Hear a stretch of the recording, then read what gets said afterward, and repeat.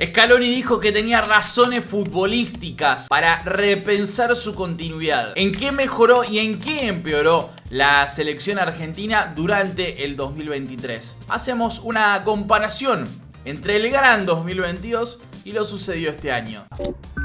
Este video es completísimo, te voy a contar cuántos titulares usó, cuántos jugadores utilizó en total, qué futbolistas fueron convocados y no jugaron ni un minuto cada año, qué cambios tácticos hubo, qué esquemas utilizó. Hay muchos detalles como para comentar en un video que va a estar muy cargado justo antes de que comencemos con los especiales de Qatar 2022 a partir de mañana y hasta el próximo domingo, así que muy atentos. Mañana mismo, por ejemplo, sale el especial del peor al mejor campeón del mundo. Voy a tomar a los más de 20 campeones mundiales y los voy a ordenar del peor al mejor. Veremos dónde se ubica cada equipo argentino. Scaloni planteó que no le estaban pegando a las razones de su potencial salida, que eso de que se venía hablando de cuestiones políticas, de conflictos en AFA, de problemas extrafutbolísticos no eran tales y que en realidad era una decisión personal de él, su cuerpo técnico, como para decidir si continuaban o no, que estaban pensando si iban a estar o no a la altura de semejante grupo. Bueno,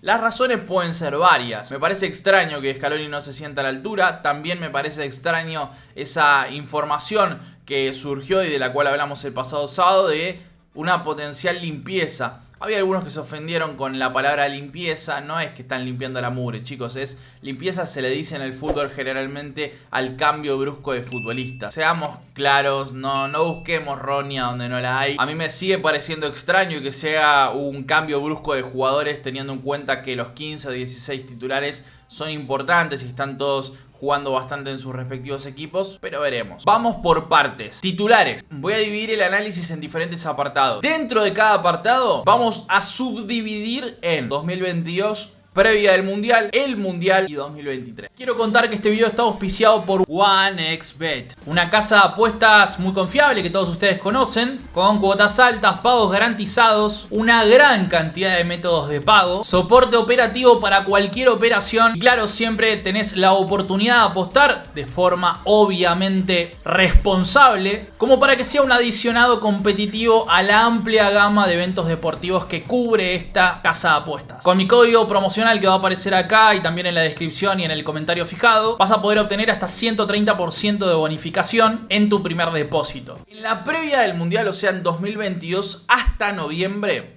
Scaloni utilizó 26 futbolistas de titulares, 3 arqueros, 3 laterales derechos, 5 centrales, 2 laterales izquierdos, 5 mediocampistas y el resto todos delanteros, incluyendo 3 centrodelanteros diferentes. Un número alto, pero correspondiente a la cantidad de pruebas que necesitaba hacer Scaloni de cara a la Copa del Mundo.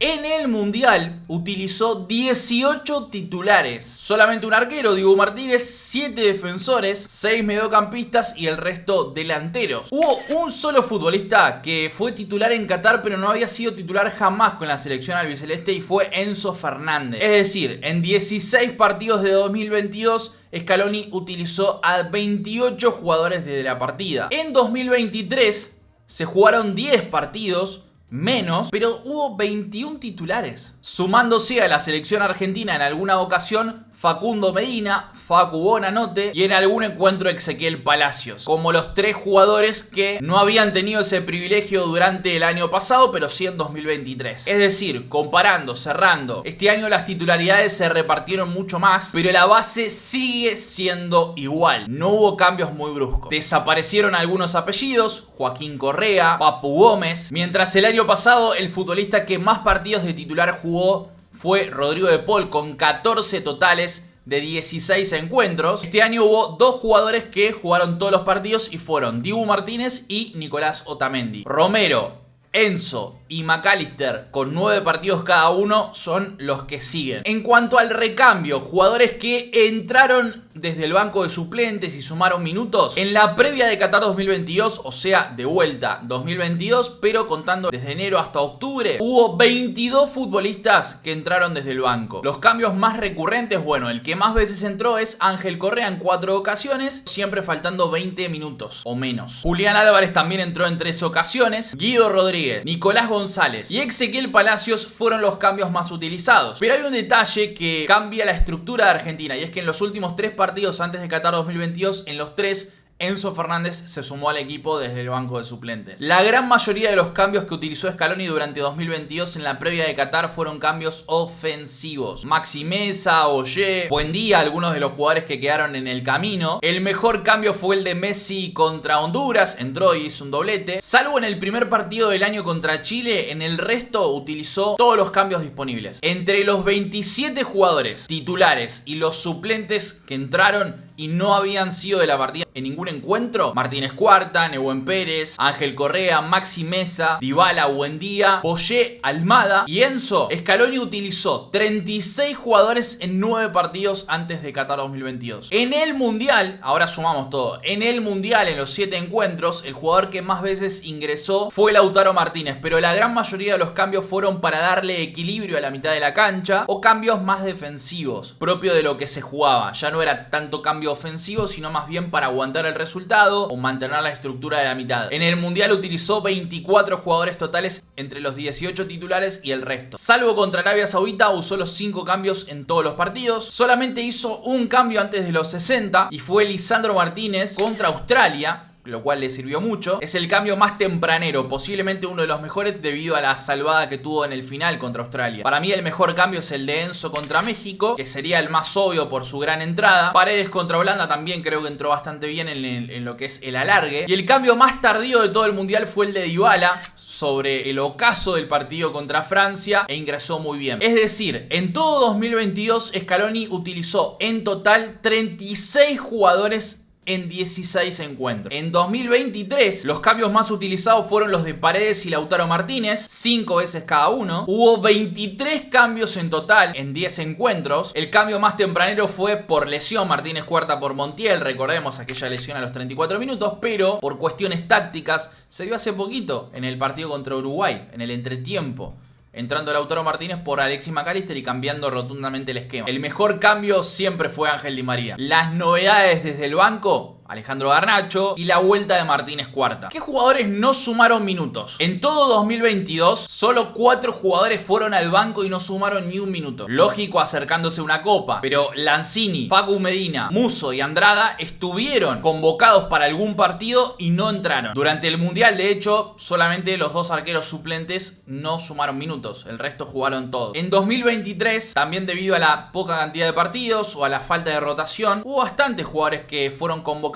y no sumaron minutos. Rulli, Walter Benítez, Musso, Valerdi y jugadores que eran convocados y a veces hasta quedaban afuera del banco. Maffeo, Francisco Ortega, el propio Beltrán. Esquemas utilizados. Si en la previa del Mundial de Qatar 2022 Scaloni probó varios esquemas, un 4-4-2 en los amistosos a semanas de la Copa, el 4-3-1-2 contra Estonia, el 4-2-3-1 frente a Venezuela y el habitual 4-3-3 que se utilizó en todos los partidos restantes, en el Mundial, siempre entendiendo esto como un número telefónico que puede ir variando sobre los partidos, comenzó con un 4-4-2 contra Arabia Saudita. Contra México arrancó como un 4-3-1-2 con Messi como enlace, pero con el paso del tiempo se transformó en un 5-2-3 con Guido Rodríguez metiéndose entre los centrales. Vicente Muglia, gran analista táctico que encontrarás en Olé, explica que la Argentina a partir de México empezó a utilizar un esquema espejo, es decir, la táctica que usaba el rival también lo utilizaba Argentina. De la misma forma que separaban los futbolistas, que el contrario, Argentina lo copiaba. Contra Polonia, por ejemplo, también probó un 4-3-1-2. Después se transformó en un 3-3-4, porque claro, Argentina atacaba. Y en el segundo tiempo fue un 4-4-2 con la entrada de Paredes. De hecho, tanto con Australia como contra Holanda,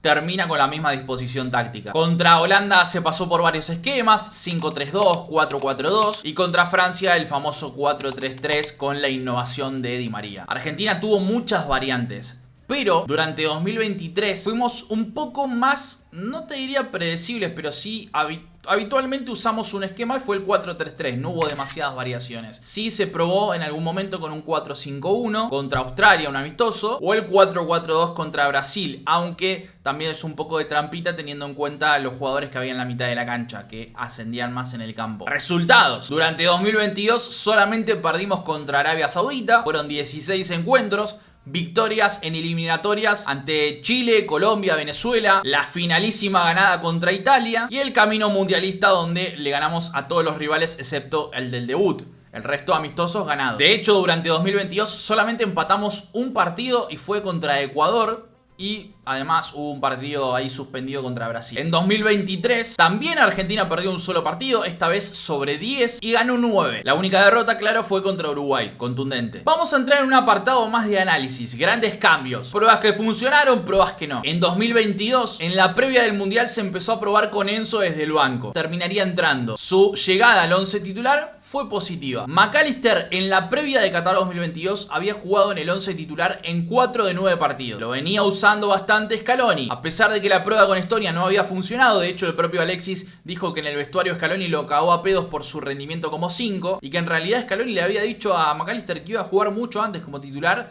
y al final no lo usó un minuto hasta su vuelta, después de unos meses. También se mete en el 11 titular. Aunque Joaquín Correa había sido titular en varias ocasiones por sobre Julián Álvarez, reemplazando cuando no estaba Lautaro Martínez, Julián fue ganándole la pulseada poco a poco. Otro cambio positivo. La obligación de que la base de Paredes, Lo Celso, De Paul se modifique y sea en el Mundial Enzo, McAllister, De Paul terminó siendo beneficiosa para Argentina. Después algunos puntitos tácticos interesantes. Di María entrando por la otra banda contra Francia. Paredes haciéndolo muy bien en el cambio de ritmo que Argentina tuvo tras el empate holandés. Tagliafico en la final fue una gran decisión. Los puntos más bajos de 2022, nombres puntuales. En algún momento Martínez cuarta, la verdad que no funcionó como alternativa. Papu Gómez en el Mundial, la verdad es que no aportó demasiado desde la titularidad. Y jugadores con problemas físicos o falta de ritmo como Paredes, Lautaro, Romero, fueron algunas de las pruebas o intenciones que tenía Scaloni y no terminaron funcionando. Durante 2023, Argentina tuvo mucho cambio brusco, principalmente en partidos por los puntos. No lo hicimos bien. McAllister de 5 funcionó contra rivales débiles, contra más complicados no. Nico González como alternativa ofensiva que no se pudo utilizar en el Mundial. Tuvo una sobreconfianza, muchísima confianza por parte del técnico y erró bastantes goles. Todo el partido contra Uruguay es criticable. Los cambios bruscos de sistema en el entretiempo con la entrada de Lautaro Martínez por McAllister, el 4-2-4, la intención de volver con pasadores como Palacios y Lo Celso a una intención de asociarse en carriles centrales. Hubo mucho cambio brusco. Contra Brasil, Argentina tampoco jugó demasiado bien. El cambio de Enzo y McAllister, uno de 5, otro soltándose contra Ecuador, no terminaría dando frutos. Encontraría su punto más bajo contra Uruguay. Pero de vuelta, me sorprende eso. Durante 2023, Scaloni rompió algunas de sus reglas. Los cambios bruscos, los cambios de sistema en el vestuario. Scaloni no suele hacer cambios en el entretiempo y los hizo. Y la conclusión, creo que Argentina no jugó tan bien durante 2023. A pesar de haber ganado 9 de 10 partidos, podríamos haberlo hecho mejor. Tenemos una sequía goleadora importante en los 9. Los mediocampistas, salvo De Paul, no están al nivel de 2022. Faltan alternativas en los laterales. Molina hoy no tiene competidor. No hay competidor. Montiel no juega nunca. Foyt estuvo lesionado y la verdad que no cuenta demasiado como alternativa a día de hoy. En el lateral izquierdo tenés a Cuni y Tagliafico. Tagliafico principalmente en muy buen nivel con Argentina, pero falta un joven ahí para el futuro. Por lo pronto me parece que la selección hizo un retroceso marcado en el juego, no tanto en la competitividad, porque a fin de cuentas terminó ganando 9 de 10 encuentros, está muy bien en eliminatorias, pero el partido contra Uruguay me parece que fue un aviso, un cimbronazo que Scaloni sintió y por eso hizo dudar su continuidad. No sé qué opinan ustedes, pero entiendo si la cuestión es futbolística, el por qué termina dudando un poco Lionel Scaloni y pensando en potenciales cambios para el año próximo, en donde seguramente pibes como Nico Paz, Soulé, Garnacho incluso que ya estuvo, tengan más minutos y veamos algunos potenciales cambios en la base con la vuelta tal vez, quién sabe, de algún viejo conocido como Lo Celso que ha jugado y lo ha hecho bien, o cambios en, por ejemplo, la saga central, la incorporación de nuevos laterales, cosa que se intentó este año con Maffeo, Francisco Ortega, con el pibe de Atlético Paranaense por supuesto también, Lucas Esquivel. Veremos qué sucede con la posición de mediocentro, que ha generado sus dudas, y con la sequía goleadora de nuestros 9. ¿Qué opinas vos? Te leo en comentarios. Mañana comenzamos con los especiales de Qatar 2022, estate muy atento a eso y nos vemos en apenas unas horas con mucho más material.